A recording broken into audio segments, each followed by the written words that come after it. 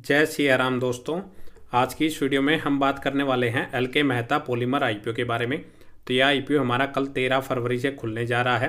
Company क्या business करती है, उसके फाइनेंशियल्स कैसे हैं, इसका ग्रे मार्केट प्रीमियम भी हम इस वीडियो में देखेंगे, जिससे हमें यह आइडिया लग जाएगा कि इस आईपीओ में हमें कितना लिस्टिंग गेन मिल सकता है, ये प्रॉफिटेबल कंपनी है या लॉस मेकिंग कंपनी है, और इस आईपीओ में हमें अप्लाई करना चाहिए या अवॉइड करना चाहिए। ये सारी ही बातें मैं इस वीडियो में कवर करूँगा, तो लास्ट तक वीडियो को जरूर देखिएगा। तो सबसे पहले आईपीओ की डेट्स की बात करूं तो यह आईपीओ हमारा 13 फरवरी को खुलेगा और 17 फरवरी को क्लोज हो जाएगा। 71 रुपये पर शेयर इसका प्राइस बैंड रखा गया है। एक लोट में कंपनी 1600 शेयर यहाँ पे ऑफर कर रही है। टोटल इशू साइज कंपनी लगभग 7.5 करोड़ का लेके आई है, जिसमें सारा का सारा फ्रेश इशू के जरिए लेके आई है। और 18 फरवरी के दिन इसके अलॉटमेंट का पता लगेगा और 21 फरवरी के दिन यह आईपीओ हमें मार्केट में लिस्ट होता हुआ नजर आ सकता है। रिटेल कैटेगरी के लिए इसमें 50% का कोटा रिजर्व रखा गया है और एक लॉट अप्लाई करने के लिए आपको इसमें 1,13,600 रुपये इसमें पे करने पड़ेंगे। प्री आईपीओ प्रमोटर्स के पास 100% की हिस्सेदारी है, जो घट के 73% के आसपास रह जाएगी। तो ऑलमोस्ट 27% की जो हिस्सेदारी है वो यहाँ पे प्रमोटर्स के द्वारा बेची जा रही है। तो अब बात कर लेते हैं कंपनी के बिजनेस की। तो कंपनी 1995 से इस सेक्टर में काम करती हुई नजर आ रही है। मतलब अगर हम देखें तो ओवरऑल 30 साल के आसपास का कंपनी को एक्सपीरियंस हो चुका है। और कंपनी का जो मेनली बिजनेस है प्लास्टिक के प्रोडक्ट होते हैं, कंपनी उनकी ट्रेडिंग और मैन्युफैक्चरिंग का काम करती हुई नजर आ रही है। और कंपनी जो ये प्रोडक्ट बनाती है उनको कंपनी सुपर पैक अपने ब्रांड नेम से बेचती है।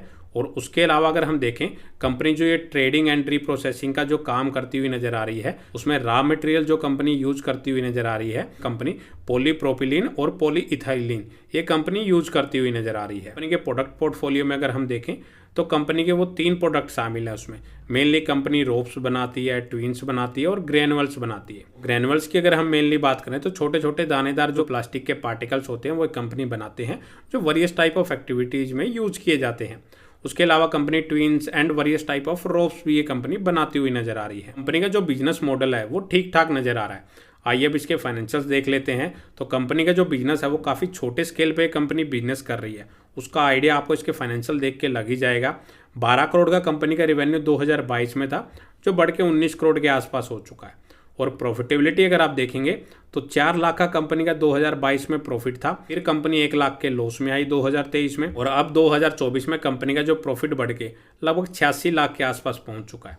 और इस साल भी कंपनी की जो प्रॉफिटेबिलिटी है वो सेम ही रहने का अनुमान। कंपनी के पास लगभग 94 लाख के रिजर्व हैं, लेकिन डेप्ट कंपनी के ऊपर 6.5 करोड़ की नजर आ रही है। तो कंपनी के ऊपर डेप्ट काफ़ी ज़्यादा नजर आ रही है। उसके चलते इसका डेप्ट टू इक्विटी रेशो देखें तो वो 2 से ज़्यादा का चल रहा है। और इसकी अगर हम मेनली मार्केट कैप देखें तो सिर्फ 27.5 करोड़ के आसपास की इसकी मार्केट कैप है। तो काफ़ी छोटी ये कंपनी होने वाली है, बिल्कुल हम नैनो कैप कंपनी इसको बोल सकते हैं। और इसका जो पी रेशियो है वो लगभग 49 के आसपास चल रहा है।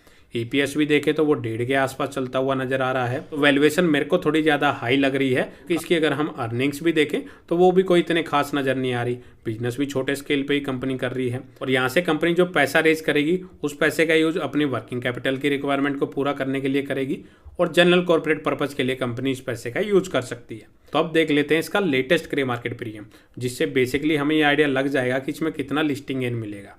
तो इसका जो ग्रे मार्केट प्रीमियम है वो फिलहाल 10 रुपये के आसपास चल रहा है, जो कि लगभग 14% के आसपास चलता हुआ नजर आ रहा है। कोई इतना कोई खास लिस्टिंग गेन या देता हुआ नजर नहीं आ रहा। तो अब सवाल आता है कि क्या इस आईपीओ को अप्लाई करना चाहिए या अवॉइड करना चाहिए। तो बेसिकली पहले लॉन्ग टर्म की उससे बात करूं तो लॉन्ग टर्म के लिए कंपनी इतनी कोई खास नज़र नहीं आ रही। 27-27.5 करोड़ के आसपास इसकी मार्केट कैप है। काफ़ी छोटी ये कंपनी है, काफ़ी रिस्की कंपनी है। और इसके फाइनेंशियल्स भी अगर देखेंगे तो कंपनी ने अभी तक 1 करोड़ का प्रॉफिट भी टच नहीं किया है। तो आप समझ सकते हैं कितने छोटे स्केल पे कंपनी बिजनेस कर रही है। और 20 करोड़ से नीचे का ही कंपनी का जो रिवेन्यू है वो लास्ट ईयर चल रहा था। तो बिजनेस भी छोटे स्केल पे ही कर रही है।